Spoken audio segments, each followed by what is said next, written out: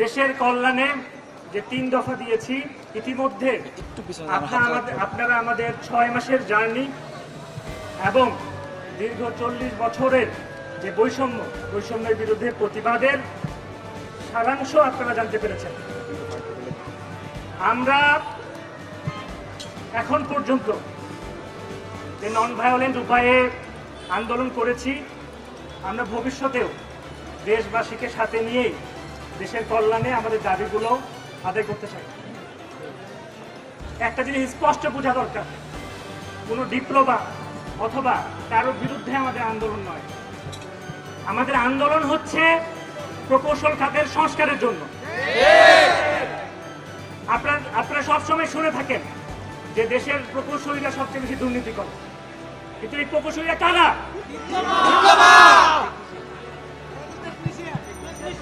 আমরা বলতে চাই, সামগ্রিকভাবে প্রকৌশল খাতের সংস্কার হলে মেধাবীরা এখানে আসবে এবং দেশের সামগ্রিক উন্নয়ন হবে।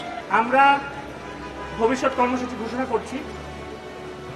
দেশের সমগ্র শিক্ষা প্রতিষ্ঠানের এবং সমগ্র শিক্ষা প্রতিষ্ঠানের প্রকৌশলী শিক্ষার্থীবৃন্দ এবং প্রকৌশলীরা সন্ত্রাস এবং বৈষম্য বিরোধী লং মার্চে ঢাকামুখী অংশগ্রহণ করবে।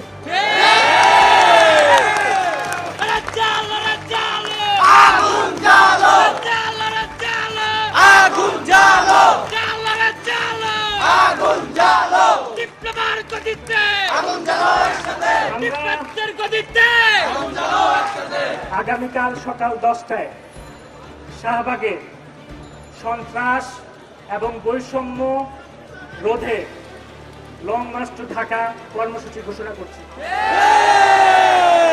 আমরা সরকারকে আরেকটা দৃষ্টি আকর্ষণ দিচ্ছি, এই যে আন্দোলনটা আস্তে আস্তে যে সারফেসে এসেছে গত 40 বছরের বৈষম্য, এখানে শুধুমাত্র প্রকৌশলীরা না, এখানে যারা সায়েন্সের স্টুডেন্ট রয়েছে, এইচএসসি কলেজে যারা পড়ে, তারাও ভবিষ্যৎ প্রকৌশলী যারা, তারা ইতিমধ্যে একাত্মতা প্রস্তুত করেছেন এবং সামনে থেকে সকল আন্দোলনে তারা প্রকৌশলীদের পাশাপাশি থাকবেন ইনশাআল্লাহ।